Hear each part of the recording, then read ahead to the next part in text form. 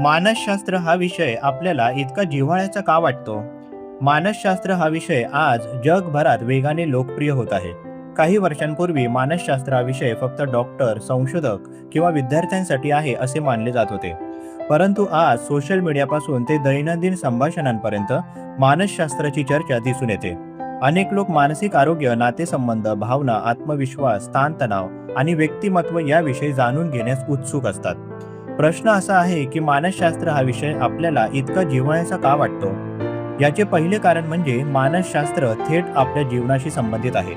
भौतिकशास्त्र, रसायनशास्त्र किंवा गणित हे विषय आपल्याला बाह्य जग समजावून सांगतात. परंतु मानसशास्त्र आपल्याला स्वतःला समजून घेण्यास मदत करते. आपण असे का विचार करतो? काही गोष्टींमुळे आपल्याला आनंद का होतो? काही लोकांबद्दल आकर्षण का वाटते किंवा एखादी घटना विसरणे का कठीण जाते? याची उत्तरे मानसशास्त्र शोधण्याचा प्रयत्न करते. त्यामुळे हा विषय आपल्याला स्वतःच्या आयुष्याचा आरसा वाटतो. मानसशास्त्रीय संशोधन असे दाखवते की माणसाला स्वतःबद्दल जाणून घेण्याची नैसर्गिक उत्सुकता असते. याला सेल्फ अवेअरनेस म्हणजेच आत्मजाणीव असे म्हणतात. इतर अनेक प्राण्यांच्या तुलनेत माणूस स्वतःच्या विचारांचा विचार करू शकतो.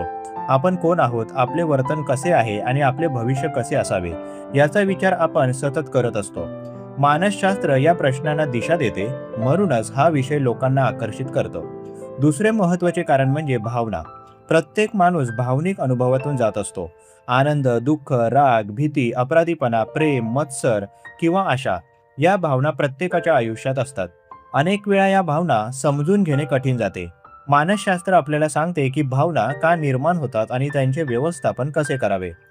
जेव्हा एखादा व्यक्ती आपल्या भावनांचे स्पष्टीकरण मानसशास्त्राच्या माध्यमातून समजून घेतो, तेव्हा त्याला स्वतःशी जवळीक वाटू लागते.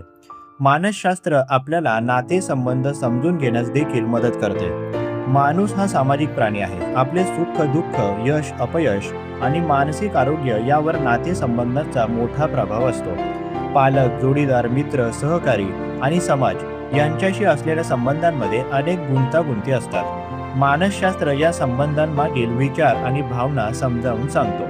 त्यामुळे लोकांना हा विषय त्यांच्या वैयक्तिक जीवनासाठी उपयुक्त वाटतो. संशोधनानुसार जेव्हा लोकांना एखाद्या समस्येचे कारण समजते, तेव्हा त्यांचा ताण कमी होतो.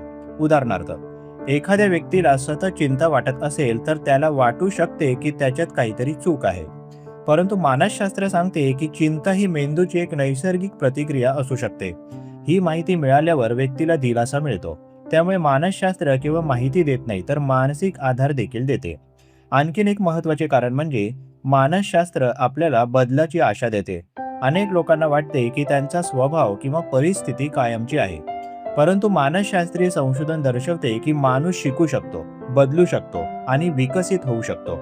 नवीन सवयी निर्माण करणे, आत्मविश्वास वाढवणे, तणाव कमी करणे आणि चांगले निर्णय घेणे शक्य आहे. ही आशा लोकांना प्रेरणा देते. आजच्या काळात मानसिक आरोग्याविषयी जागरूकता वाढत आहे. पूर्वी मानसिक समस्यांबद्दल बोलणे टाळले जायचे. आता लोक नैराश्य, चिंता, ताणतणाव आणि भावनिक अडचणी याविषयी खुल्या मनाने चर्चा करू लागले आहेत. या बदलामुळे मानसशास्त्र अधिक लोकांपर्यंत पोहोचले आहे. लोकांना जाणवू लागले आहे की मानसिक आरोग्य हे शारीरिक आरोग्य इतकेच महत्त्वाचे आहे. मानसशास्त्र आपल्याला इतर लोकांना समजून घेण्यास देखील मदत करते. अनेक वेळा आपण लोकांच्या वर्तनाचा चुकीचा अर्थ लावतो. कोणीतरी उद्धट वाटतो पण कदाचित तो तणावाखाली असतो. कोणीतरी शांत असतो पण कदाचित तो अंतर्मुख स्वभावाचा असतो. मानसशास्त्र आपल्याला लोकांकडे अधिक संवेदनशील आणि समजूतदारपणे पाहायला शिकवते.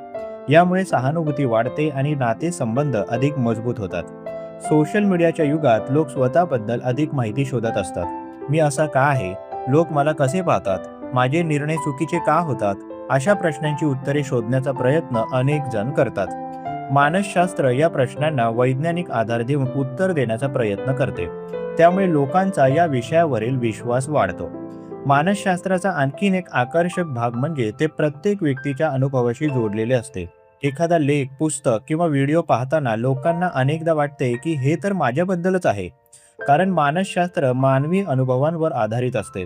त्यामुळे हा विषय केवळ माहिती देत नाही तर वैयक्तिक स्तरावर स्पर्श करतो. शेवटी मानसशास्त्र आपल्याला जीवन अधिक समजूतदारपणे जगायला शिकवते. ते आपल्याला स्वतःच्या भावना समजायला, इतरांशी चांगले संबंध निर्माण करायला, अडचणींना सामोरे जायला आणि स्वतःमध्ये सकारात्मक बदल घडवून आणायला मदत करते.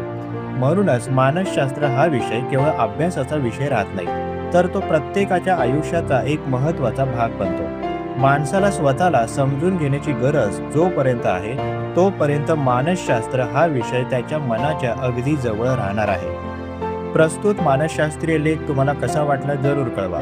तुमची प्रतिक्रिया आमच्यासाठी महत्त्वाची आहे. तुम्ही सुद्धा कमेंट बॉक्समध्ये एखादा विषय लेखनासाठी सुचवू शकता. त्यावर लवकरात लवकर आम्ही व्हिडिओ प्रकाशित करण्याचा प्रयत्न करू. तसेच हा उपयोगी व्हिडिओ उपयोगी लोकांना जास्तीत जास्त शेअर करा. मानसशास्त्र संबंधित अशाच नवनवीन माहितीसाठी आम्हाला फॉलो करायला विसरू नका आणि आपल्या अधिकृत व्हॉट्सॲप चॅनलमध्ये सहभागी होण्यासाठी 9137300929 या क्रमांकावर व्हॉट्सॲप करा. तेथे लगेचच तुम्हाला व्हॉट्सॲप चॅनलची लिंक मिळेल. मानसिक समस्येवर गोळ्या घेण्यापेक्षा अधिकृत मदत घ्या.